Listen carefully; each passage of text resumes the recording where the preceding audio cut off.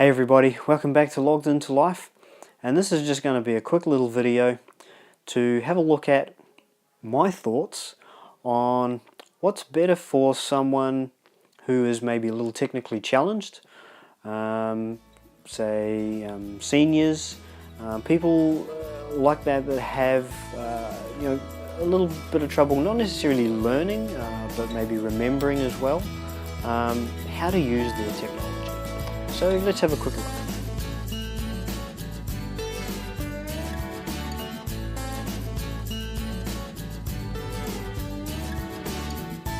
So recently I bought myself an Android phone. First Android phone I've had. I've been an Apple person now for probably 7 years roughly. 2010 we bought our first MacBook Pro, and I bought my first iPhone in about 2012, if I remember correctly. 2011, 2012 was an iPhone 4. And then we've since then bought iPad 2, and then the first iPad mini. I just bought an iPad Air 2 last year. We bought an iMac a couple of years ago. We've got 2 Apple TVs, so we're well and truly Apple ingrained in this house. But this year I sort of thought, oh, I'd like to try something a bit different. And I love helping people, and I've been trying to do a lot lately to try and help seniors and the technologically challenged to learn more about technology and how they can integrate that technology into their lives. And that's kind of what, as I've said before, this channel is based around. So, in particular, I wanted to have a look at, and this is what I'm discussing in this video, is what's better for those sorts of people that find technology a little bit difficult. iOS or Android? Now, admittedly, I've only been using my Android phone now for probably 2-3 weeks, and I just wanted to have a look at basically what my initial thoughts are. So, as I said, I've been using iOS for probably 6 years roughly, through its various versions, from about iOS 5 or 6 through to the current version, iOS 10. And I love iOS. iOS I find is really simple, it's intuitive, it's easy to navigate your way around.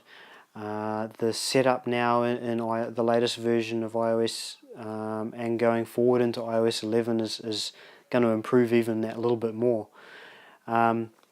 With the control center at the bottom of the screen, the things that allows you to do, putting all those little key functions, really handy to reach, easy to see what they are, and easy to shift left and right between the two parts of that control center.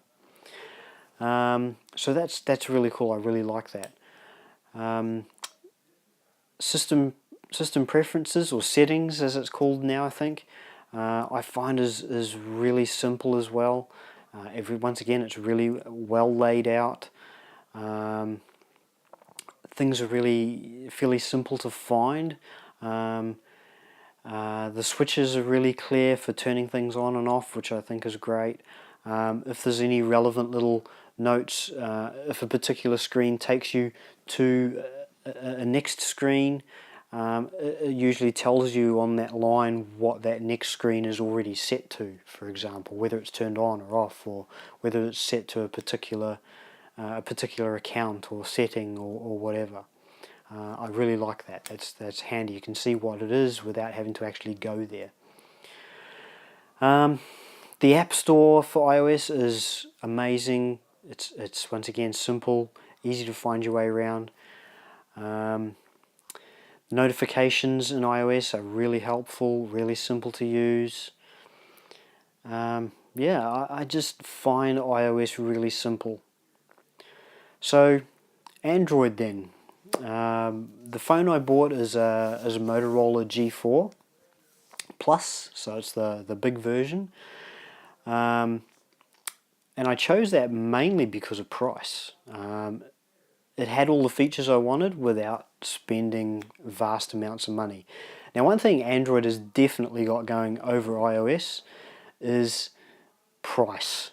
I mean, you can get, I mean, this phone was $268 Australian versus the basic 5.5 inch in an iPhone. You're looking $800-900, $1,000. In fact, I think for a 5.5 inch, yeah, you're minimum sort of around $1,000 or more in Australia to get that size phone. So $268 is like, wow, there's no real comparison there price wise. Features wise, it's still got a pretty good camera. It's got only 16 gigs of memory, but unlike iPhones, it also has the ability to add in a micro SD card. So I can add up to, I think it's 256 gigabytes through one of those micro SD cards, which is brilliant. Also, unlike an iPhone, it has 2 SIM card slots. So another really great feature. As far as Android itself goes, if I was comparing it directly to iOS, I find it a little harder to find my way around. Getting into settings is quite easy. Finding a way around through the settings is actually fairly simple as well. The Android version of the control center that iOS uses is a swipe down from the top, and while it lays things out fairly simple, I haven't found a way yet of moving things around. There could very well be. I'm not sure, but I'm trying to approach this from the perspective of someone who's not very technologically minded. So, for me, from that point of view, Android is definitely a negative. I do like in Android how you can tap on the actual desktop, the wallpaper, to change the wallpaper, add widgets, things like that. The Google Play Store, which is, I guess, the equivalent of the iOS App Store, is fairly similar. So there's no real big differences there. I find that quite easy to navigate and to use as well. What else? The camera is pretty easy and straightforward to use. The home screen on Android has the main things you would use, so your phone button, your messages button, your settings button, all there right in the middle for you. So that's pretty easy. You then swipe to the left to bring on your various app screens of whatever apps you've got loaded through the Google Play Store. So yeah, I find it fairly simple. I haven't played around with music and things like that on there yet. For someone who's not very technically minded, it's probably a little harder than iOS maybe. I could also be being a little bit biased, being that I've been using iOS for a lot longer, so I don't know on that point. But I would have to say, to sort of round things out and summarize, that I would reckon after 2 or 3 weeks of using Android, if I was someone who was technically challenged, someone who had difficulty learning technology and remembering how to use their technology, I would suggest that they go with iOS. Yeah, you pay a lot more for an iOS device, definitely, without a doubt. But I just find them so much easier to use, and the various people I have showed how to use iOS and teach iOS to have picked it up reasonably quickly. So yeah, that would be my first initial reaction. I might do another video about this in maybe 12 months time, when I've had more of a chance to play around with it. But initially, yeah, I would definitely go with iOS if you're feeling a little technically challenged. So there you go. That's my opinion. I'd absolutely love to hear your comments. This is one of those subjects a bit like Windows versus Mac.